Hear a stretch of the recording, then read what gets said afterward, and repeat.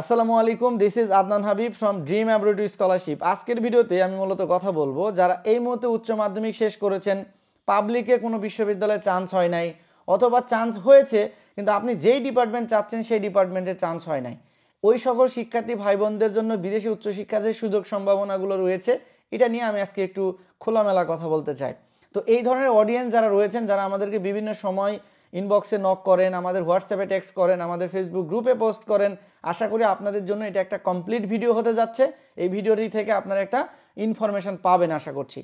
So মূল আলোচনায় ফিরি, সেটা হচ্ছে বাংলাদেশে প্রতি বছর উচ্চ মাধ্যমিক পাশ করা প্রায় লক্ষাধিক শিক্ষার্থী বিভিন্ন পাবলিক ইউনিভার্সিটিতে ভর্তি পরীক্ষা দিয়ে থাকে। কেউ ইঞ্জিনিয়ারিং, কেউ মেডিকেল, আবার কেউ বিভিন্ন সায়েন্স, আর্টস, কমার্স বিভিন্ন ফ্যাকাল্টিতে কিন্তু তারা ভর্তি পরীক্ষা দিয়ে থাকে। কিন্তু আমাদের বাংলাদেশের যেগুলো পাবলিক ইউনিভার্সিটি, ভালো ভালো যেই পাবলিক ইউনিভার্সিটিগুলো আছে, এগুলোতে যে পরিমাণ সিট আছে তার বিপরীতে কিন্তু আমাদের দেশে অ্যাপ্লিকেন্টের সংখ্যা কিন্তু অনেক বেশি হওয়ার কারণে মেধাবী হওয়া সত্ত্বেও কিন্তু একটা বড় অংশ শিক্ষার্থী পাবলিকে পড়ার সুযোগ পাচ্ছে না। আবার আমাদের দেশের পাবলিকের ভর্তি পরীক্ষার যে সিস্টেমটা, এই সিস্টেমটার কারণে কিন্তু অনেকে এই জায়গাগুলোতে কিন্তু ভর্তি মূলত হচ্ছে না। অনেকে কেন হচ্ছে না, আমি নর্মাল যে জিনিসটা আমি প্রচণ্ড পরিমাণ ডিসলাইক করছি সেটা হলো যে ধরেন আমি যেমন ডিপ্লোমা করেছি সিভিলে, ব্যাচেলর করেছি সিভিলে, মাস্টার্স করছি সিভিলে। সো আমার ক্যারিয়ারটা মোটামুটি সিভিল ইঞ্জিনিয়ারিং কেন্দ্রিক। আমার সিভিল ইঞ্জিনিয়ারিং ভালো লাগে, দ্যাটস ওয়াই আমি এটা নিয়ে পড়াশোনা করছি, এটাই আমার ক্যারিয়ার। এখন ধরেন আপনি উচ্চ মাধ্যমিক শেষ করে আপনি ইঞ্জিনিয়ারিং অনুষদে ভর্তি পরীক্ষা দিলেন, দেওয়ার পরে আপনার মার্কস বিবেচনা করে ইউনিভার্সিটিগুলো ডিসাইড করে দিচ্ছে আপনি সিভিলে পড়বেন, আপনি আর্কিটেকচারে পড়বেন, আপনি ইলেকট্রিক্যালে পড়বেন না কেমিক্যাল ইঞ্জিনিয়ারিংয়ে পড়বেন, যেটা বিশ্ববিদ্যালয় ডিসাইড করে দিচ্ছে। কিন্তু এখানে আমার তো মেকানিক্যালে পড়ার আগ্রহ আমার নাও থাকতে পারে, কেমিক্যালে আমার আগ্রহ নাও থাকতে পারে, কিন্তু আমার আগ্রহ না থাকা সত্ত্বেও কিন্তু ইউনিভার্সিটি যেটা আমাকে দিচ্ছে সেটা কিন্তু আমাকে নিতে হচ্ছে।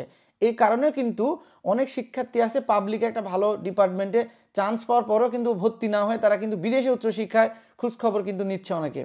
কারণ এখন বর্তমান সময় ইউনিভার্সিটির চেয়ে ডিপার্টমেন্টের গুরুত্ব এখন সবচেয়ে বেশি, যে আমি কি হতে চাই, আমার যেটা ভালো লাগে, যে ডিপার্টমেন্টের কাজ, যে ডিপার্টমেন্টের প্র্যাকটিক্যাল কাজ যেটা আমার ভালো লাগে, ওটা কেন্দ্রিক আমি আমার ক্যারিয়ার গড়তে চাই এবং সেখান থেকে আসলেই ভালো কিছু করা সম্ভব। বাট আমি যেটা ভালো লাগে না সেটাই যদি আমার ক্যারিয়ার হয়, ডেফিনেটলি সেখান থেকে ভালো কিছু করা একটু ডেফিনেটলি ডিফিকাল্ট। সো এখন কথা হচ্ছে, যে সকল শিক্ষার্থী পাবলিকে চান্স পান নাই অথবা মনের মতো ডিপার্টমেন্ট পান নাই, হয়তো বিভিন্ন ইউনিভার্সিটিতে ডিপার্টমেন্ট আপনি একটা চেয়েছেন, আপনাকে দিয়েছে আর একটা, ওই সকল শিক্ষার্থীদের জন্য বলবো যে আপনি যদি এটা নিয়ে আপনি অনেক বেশি ডিপ্রেশনে থেকে থাকেন, মানসিকভাবে অশান্তিতে থেকে থাকেন, আমি আপনাকে বলবো আপনি বিদেশে উচ্চশিক্ষা নিয়ে খোঁজখবর নেন। বিদেশে উচ্চশিক্ষার সুযোগ সম্ভাবনা আপনার জন্য অঢেল রয়েছে, প্রচুর সুযোগ সম্ভাবনা আছে, খালি আপনাকে চেষ্টা করতে হবে, একটু খোঁজখবর নিতে হবে, তথ্যগুলো অ্যানালাইসিস করতে হবে, করার পরে একটা সিদ্ধান্ত নিতে হবে। এখন কথা হচ্ছে, আমি এখন বর্তমান চীনে আছি, চীনে মাস্টার্স পড়াশোনা করছি, আমার মাস্টার্স চলমান আছে এখানে। আমি চীন কেন্দ্রিক আপনাকে কিছু পরামর্শ দিতে পারি যে যাদের মূলত একটু বাজেট কম, যাদের একটু টাকা পয়সা কম, ভালো একটা স্কলারশিপ দরকার, ব্যাংকে পর্যাপ্ত টাকা নাই, তারা মূলত কি করবে। তো তাদের জন্য যদি এই ধরনের শিক্ষার্থী থাকেন যে আমার হয়তো পাবলিকে একটা ভালো ডিপার্টমেন্টে চান্স হয় নাই, বা আমি যে ডিপার্টমেন্ট চাই সেই ডিপার্টমেন্টে হয় নাই, অথবা পাবলিকে চান্সই হয় নাই, বাট আমার প্রাইভেটে পড়ার মতো সামর্থ্য নাই, বাংলাদেশের প্রাইভেট ইউনিভার্সিটিগুলো যে ভর্তি হবে সেখানে পড়ার সামর্থ্য নাই, ব্যাংকে টাকাও নাই, আমাকে স্কলারশিপ যদি একটা ভালো অপরচুনিটি দেয় তাহলে হয়তো আমি বিদেশে উচ্চশিক্ষার জন্য কিন্তু চিন্তা ভাবনা করতে পারি। ওই সকল শিক্ষার্থীদের জন্যই মূলত যে তারা চীনকে তাদের কিন্তু উচ্চশিক্ষার সিঁড়ি হিসাবে কিন্তু বেছে নিতে পারে। তাহলে আমি সিঁড়িটা উচ্চারণ করলাম কেন, এখানে রিজন আছে, আমি একটু পরে আসছি। সেটা হলো যে সর্বপ্রথমে আমি বলবো যে আপনি যদি চীনে উচ্চশিক্ষা নিয়ে চিন্তা ভাবনা করেন যে ভাই কেমন ফ্যাসিলিটিস দিচ্ছে, এটা নিয়ে যদি চিন্তা ভাবনা করেন, তো ব্যাচেলর প্রোগ্রামের জন্য চায়নাতে ওই সকল শিক্ষার্থীদের জন্য, মানে উচ্চ মাধ্যমিক শেষ করা শিক্ষার্থীদের জন্য 3 ধরনের স্কলারশিপ ফ্যাসিলিটিস দিচ্ছে এখানকার টপ র্যাঙ্কিং পাবলিক বিশ্ববিদ্যালয়গুলো। এখানে এরা এত বেশি স্কলারশিপ দিচ্ছে, মানে এই না যে ইউনিভার্সিটিগুলো খারাপ, তা কিন্তু না। এদের যে বিশ্ববিদ্যালয়গুলোর র্যাঙ্কিং বাংলাদেশের বুয়েটের চেয়েও ভালো এদের ওয়ার্ল্ড র্যাঙ্কিং। বাট এই যে ভালো ভালো প্রতিষ্ঠানগুলোতে আপনি সুযোগ পাচ্ছেন, এটাই অনেক। এই যে 2025 সাল থেকে চায়নাতে ভর্তি পরীক্ষা দিয়ে অ্যাডমিশন পেতে হবে বা চান্স পেতে হবে, বাট এই 24 সালে এখন পর্যন্ত স্টিল খুব সহজেই কিন্তু চীনে অ্যাডমিশন পাওয়া যাচ্ছে, ভালো একটা স্কলারশিপ পাওয়া যাচ্ছে। বাট ইউনিভার্সিটিও যে বললাম যে সহজে পাচ্ছেন মানে বিশ্ববিদ্যালয়গুলো যে খারাপ তা কিন্তু না, বিশ্ববিদ্যালয় ডেফিনেটলি অনেক ভালো। এখন আমরা বাংলাদেশি শিক্ষার্থীরা কোথায় বলি, আর নানা ফরেন কোঠা বলি আর বাংলাদেশি হওয়ার কারণে এশিয়ান কান্ট্রিতে স্টুডেন্ট হওয়ার কারণে সুযোগ সুবিধাগুলো আমরা পাচ্ছি, এটাই আমাদের জন্য অনেক। কারণ আমাদের মতো মাঝারি মানের শিক্ষার্থী যারা পাবলিকে চান্স পায় নাই অথবা ভালো ডিপার্টমেন্ট পায় না, তাদের জন্য এত এত ফ্যাসিলিটিস, এটা আমাদের জন্য মানে আলহামদুলিল্লাহ যে আমাদের জন্য খুবই ভালো একটা অপরচুনিটি। সো এখন যারা চীনে উচ্চশিক্ষা নিয়ে তথ্য খুঁজছেন যে ভাই তাহলে কেমন ফ্যাসিলিটিস দিচ্ছে, আমি আবারও রিপিট করছি, এখানে 3 ধরনের ফ্যাসিলিটিস আপনি পেতে পারেন। প্রথম ফ্যাসিলিটিস হচ্ছে প্রথম শ্রেণীর যে স্কলারশিপটা, সেখানে আপনাকে টিউশনটা ফ্রি দেওয়া হবে, হোস্টেলটা ফ্রি দেওয়া হবে, প্রতি মাসে মাসে 1000 RMB থেকে 1500 RMB করে স্টাইপেন্ড দেওয়া হবে।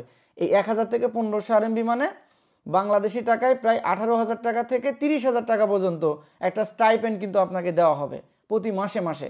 বাট এই প্রথম শ্রেণীর স্কলারশিপটা মূলত এটা সবার জন্য না। এই প্রথম শ্রেণীর স্কলারশিপটা পাওয়ার জন্য ভালো যেমন রেজাল্ট লাগবে, পাশাপাশি আইএলস অথবা ডুওলিঙ্গোতে একটা ভালো স্কোরও লাগবে, ঠিক আছে? তাহলে আপনি কিন্তু এখানে প্রথম শ্রেণীর স্কলারশিপের জন্য কিন্তু মনোনীত হবেন। বাট এই প্রথম শ্রেণীর স্কলারশিপ মানে একবারে আপনাকে 4 বছরের জন্য দিয়ে দিবে তাও কিন্তু না। প্রথম শ্রেণীর স্কলারশিপ দিল প্রথমে 1 বছরের জন্য দিবে, তারপরে যেই বিশ্ববিদ্যালয়ে আপনি প্রথম শ্রেণীর স্কলারশিপ পেলেন সেখানে কিন্তু তার একটা নির্দিষ্ট কন্ডিশন আছে। আপনি যদি কন্ডিশনটা পূরণ করতে পারেন তাহলে 4 বছর পর্যন্ত সেম স্কলারশিপ এনজয় করতে পারবেন। আর যদি আপনার কোয়ালিটি খারাপ হয়, ভালো শিক্ষার্থী যদি না হয়, এখানে আসার পরে যদি আপনি কন্ডিশন পূরণ করতে না পারেন, ডেফিনেটলি সেকেন্ড ইয়ারে গিয়ে স্কলারশিপ কিন্তু একটু ডাউনও হয়ে যেতে পারে। এই বিষয়টাও কিন্তু মাথায় রাখতে হবে। এখন আসি দ্বিতীয় শ্রেণীর যে স্কলারশিপটা, আমি ধরলাম আপনার আইএলটিএস ডুওলিঙ্গো কিচ্ছু নাই, একটা ভালো একাডেমিক রেজাল্ট শুধু আছে, সেটা দিয়েই কিন্তু এখানে দ্বিতীয় শ্রেণীর স্কলারশিপটা কিন্তু আপনি পেতে পারেন, যেখানে আপনাকে টিউশন হোস্টেল দুটোই ফ্রি দেওয়া হবে। টিউশন হোস্টেল দুটোই ফ্রি দেওয়া হবে। এখন টিউশন আর হোস্টেলটা যদি আপনি ফ্রি পান তাহলে এখানে আপনার খাওয়া খরচ এবং পকেট খরচের জন্য প্রতি মাসে 6,000 টাকা থেকে 8,000 টাকার মতো মোটামুটি আপনার কিন্তু এটা খরচ যাবে। 6,000 টাকা থেকে 8,000 টাকার মতো প্রতি মাসে আপনার এটা খরচ যাবে। এই খরচটা কিন্তু আপনাকে মাথায় রাখতে হবে, ঠিক আছে? তৃতীয় শ্রেণীর যে স্কলারশিপটা আছে, যাদের ধরেন একাডেমিক রেজাল্টও অতটা আপ টু দ্য মার্ক না, কোনো মতে 4 পয়েন্ট পেয়েছেন বা 4 পয়েন্টের একটু কমই, হয়তো 3 পয়েন্ট সামথিংও হয়ে গেছে, অথবা স্টাডি গ্যাপ আছে অনেক শিক্ষার্থী, ওই শিক্ষার্থীদের জন্য কিন্তু তৃতীয় শ্রেণীর স্কলারশিপ নিয়ে কিন্তু পড়ালেখা করার সুযোগ আছে এখানে। তৃতীয় শ্রেণীর স্কলারশিপে আপনি এখানে টিউশনটা ফ্রি পাবেন, আর হোস্টেলের ভাড়াটা আপনাকে বছরে 20,000 টাকা থেকে মোটামুটি প্রায় 50,000 টাকা পর্যন্ত বাৎসরিক একটা হোস্টেল ভাড়া পে করতে হবে। এই যে 20,000 থেকে 50,000 টাকা বাৎসরিক হোস্টেল ভাড়া, এটা ডিপেন্ড করে বিশ্ববিদ্যালয়ের উপরে, ডিপেন্ড করে আপনি এক রুমে কয়জন থাকবেন সেটার উপরে। আশা করি আপনাকে স্কলারশিপের একটা ধারণা দিতে পেরেছি যে কেমন স্কলারশিপ আপনি এখানে পেতে পারেন, ঠিক আছে? এখন স্কলারশিপের একটা ধারণা আপনি পেলেন। এখন যে বিশ্ববিদ্যালয়গুলোতে আপনি অ্যাডমিশন পাবেন সেই বিশ্ববিদ্যালয়গুলো এখানকার পাবলিক বিশ্ববিদ্যালয়, এবং যেগুলোর ওয়ার্ল্ড র্যাঙ্কিং মোটামুটি 200 থেকে স্টার্টিং 1500 এর ভিতরে আপনি কিন্তু ওয়ার্ল্ড র্যাঙ্কিংয়ে পাবলিক ইউনিভার্সিটিগুলোতে কিন্তু পড়ার সুযোগ পাবেন। এবং আরেকটা প্লাস পয়েন্ট হচ্ছে আপনি যে ডিপার্টমেন্টে পড়তে চান স্পেসিফিকভাবে ওই ডিপার্টমেন্টের জন্য কিন্তু আপনি আবেদন করতে পারবেন। মানে আপনি ধরেন সিভিল পড়তে চান, মেকানিক্যাল পড়তে চান, ইন্টারন্যাশনাল ট্রেড পড়তে চান, বিবিএ পড়তে চান, কম্পিউটার সায়েন্স পড়তে চান, আপনি যে ডিপার্টমেন্টে পড়তে চান আপনি কিন্তু সেই ডিপার্টমেন্টে আবেদন করতে পারবেন। এই সুযোগ কিন্তু এখানে আছে, ঠিক আছে? তো যারা এই মুহূর্তে এই ব্যাপারগুলো নিয়ে বেশি জানতে চাচ্ছেন, কখন আবেদন করব, কি কি ডকুমেন্টস লাগবে, বা এই ব্যাপারগুলো নিয়ে যদি কনসার্ন হয়ে থাকেন, আমি বলবো যে আপনি জুলাই মাসের 30 তারিখ পর্যন্ত আবেদন করতে পারবেন।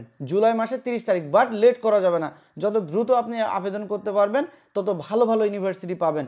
যত লেট করবেন তত ইউনিভার্সিটি আস্তে আস্তে কিন্তু ভালোগুলো সিট শেষ হয়ে যাবে, তখন কিন্তু মাঝারি মানের ইউনিভার্সিটিগুলোতে কিন্তু তখন আপনাকে যেতে হবে।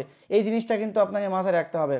পাশাপাশি ডকুমেন্টস কী কী লাগবে, চীনে আসতে গেলে কয় টাকা খরচ হয়, মানে প্রসেসিং ফিটা কত টাকা লাগে, এবং কিভাবে আপনি আবেদন করবেন, এই পুরো প্রসেসটা নিয়ে কিন্তু আপনার যদি A to Z ইনফরমেশান প্রয়োজন হয়, জানার যদি আগ্রহ থাকে, কাইন্ডলি এই যে ভিডিওটা দেখছেন এই ভিডিওর ডেসক্রিপশন বক্সে একটা হোয়াটসঅ্যাপ নাম্বার আছে, আপনি হোয়াটসঅ্যাপ নাম্বারে নক করবেন, আপনার কি কি প্রশ্ন আছে জিজ্ঞেস করবেন, আমাদের অভিজ্ঞ টিম আপনাকে সহযোগিতা করবে, ঠিক আছে? চাইনিজ ইউনিভার্সিটিগুলোতে আপনি চাইলে নিজেও আবেদন করতে পারেন। আপনি যদি মনে করেন যে আমাকে সহযোগিতা করা, course selection, university selection, scholarship manage করে দেওয়া, অ্যাপ্লিকেশন থেকে শুরু করে ইউনিভার্সিটির হোস্টেল পর্যন্ত পৌঁছে দেওয়া, এই পুরো প্রসেসটাতে একজন আমাকে যদি সহযোগিতা করতো তাহলে আমার জন্য খুব ভালো হতো। এটা যদি আপনি ফিল করে থাকেন, আপনি চাইলে কিন্তু আমাদের অভিজ্ঞ টিমের সহযোগিতা নিতে পারেন। আমাদের টিম ন্যূনতম একটা পারিশ্রমিক রেখে আপনাদেরকে কিন্তু পুরো প্রসেসটাতে সহযোগিতা করবে, যাতে আপনার চীনে উচ্চশিক্ষা পুরো প্রসেসটা অনেক বেশি স্মুথ এবং অনেক বেশি সুন্দর হয়। এতটুকুই ছিল মূলত আজকের ভিডিওতে। এবং যেই শিক্ষার্থীরা এই মুহূর্তে কনফিউশনে আছেন আমি বলবো কনফিউশনে না থেকে আপনি কিন্তু চীনে উচ্চশিক্ষার জন্য আসতে পারেন, এটা আপনার জন্য অনেক ভালো হবে। আরেকটা জিনিস আমি বলতে ভুলে গেছি ভিডিওতে, সেটা হলো যে শুরুতে একটা জিনিস আমি উল্লেখ করেছিলাম যে চীনটাকে আপনি সিঁড়ি হিসেবে বানাতে পারেন। আপনি চীনে আসলেন, ব্যাচেলারটা শেষ করলেন, শেষ করার পর এখান থেকে আইএলটিএস দিয়ে আপনি মাস্টার্স করার জন্য ইউএসএ, কানাডা, আপনি ইউরোপ, প্রত্যেকটা দেশে কিন্তু এখান থেকে মুভ করতে পারবেন, যেটা মুভ করা আপনার জন্য তুলনামূলক সহজ। এবং বাংলাদেশ থেকে ভিসা রেশিও যে অবস্থা খারাপ, মূলত চায়না থেকে আপনি আপনার কোর্সটাকে, ব্যাচেলর প্রোগ্রামটা শেষ করে মাস্টার্সের জন্য ওয়ার্ল্ডের প্রত্যেকটা দেশে আপনি আবেদন করতে পারবেন, সাথে খুব ভালো একটা ভিসা রেশিও কিন্তু এখান থেকে পেতে পারেন। কারণ আপনার কাছে একটা ফরেন ডিগ্রি থাকবে, আপনার এডুকেশন মোটিভটা ক্লিয়ার থাকবে, ভিসা রেশিওটা কিন্তু ভালো থাকবে। এই পজিটিভ আর একটা সাইন আছে যে আপনি এখানে আসলেন, ব্যাচেলারটা শেষ করলেন, ব্যাচেলার শেষ করার পর আরেক দেশে মাস্টার্স করার জন্য চলে গেলেন। এখন এই যে ব্যাচেলার করতে এখানে আসলেন, তাহলে কি একটা ভালো স্কলারশিপ নিয়ে এখানে এসে ব্যাচেলার করলেন, আবার ভালো একটা স্কলারশিপ নিয়ে ইউরোপ, অস্ট্রেলিয়া, কানাডাতে কিন্তু চলে যেতে পারবেন। বাট আপনি শুরুতেই যদি ইউরোপ, অস্ট্রেলিয়া, কানাডাতে যেতে চান, ওগুলোতে তো ব্যাচেলার প্রোগ্রামে এত পর্যাপ্ত স্কলারশিপ থাকে না। আর মূলত কারা আসবে, আমি মূলত আগে উল্লেখ করেছি, যাদের ব্যাংকে পর্যাপ্ত টাকা নাই, যাদের বাজেট নাই, যাদের অত বেশি ফাইন্যান্সিয়াল ফান্ড নাই, স্কলারশিপ দরকার, তারা শুধুমাত্র চীনে আসেন, পড়াশোনা শেষ করেন, তারপরে ভালো একটা স্কলারশিপ নিয়ে মাস্টার্স করার জন্য আবার ইউএসএ, কানাডা, আমেরিকা এই দেশগুলোতে মুভ করেন। এটা আপনার জন্য অনেক বেশি একটা বেস্ট ডিসিশন হবে। চীনটাকে আপনি একটা সিঁড়ি হিসাবে ব্যবহার করেন, চীনটাকে সেলফ আপনার একটা সিঁড়ি হিসাবে ব্যবহার করেন। আশা করি আপনি আপনার লাইফে একটা সাকসেসফুল জায়গায় আপনি পৌঁছাইতে পারবেন। সেই দোয়া এবং ভালোবাসা, শুভকামনা জানিয়ে আজকের ভিডিওটি শেষ করছি। কোনো প্রয়োজন হলে হোয়াটসঅ্যাপে নক করবেন। দেখা হবে নতুন কোনো ভিডিওতে। সে পর্যন্ত ভালো থাকবেন, সুস্থ থাকবেন। আল্লাহ হাফেজ।